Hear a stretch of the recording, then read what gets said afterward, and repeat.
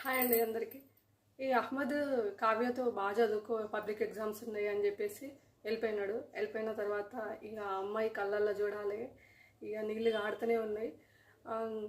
నేనన్నా ఎందుకే అవసరమా అని, గైన కోసం గంతగానే మెడుస్తున్నావు అని అన్నా. అని అంటే అట్లా కాదే, ఎందుకో ఇక అట్లా అనిపించింది నాకు, మాట్లాడకుండానే అట్లా చెప్పేసి వెళ్ళిపోయినాడు కదా, కనీసము కొందరిని చూస్తే ఫ్రెండ్షిప్ చేయాలనిపిస్తుంది కదనే.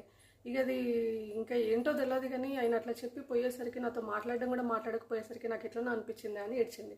హే వదిలేవే, ఆయన ఎట్లున్నాడే, ఆయన చదువు రాదు, మొద్దు, తలపైన ఇంటికి లేవు, నీకంటే పొట్టిగున్నాడు, ఎందుకే వాడు అదేమంటారు, సి సెక్షను, ఏ చదివిన వాళ్ళని తీసుకుపోయి అలా పడేస్తారు చెత్త వాళ్ళు, ఎందుకు ఇదని చెప్పేసి నేను కన్విన్స్ చేసిన. ఓకే, అప్పటి మనం కన్విన్స్ అయింది, కొంచెం ఎగ్జామ్స్ పైన దృష్టి పెట్టింది. ఓకే.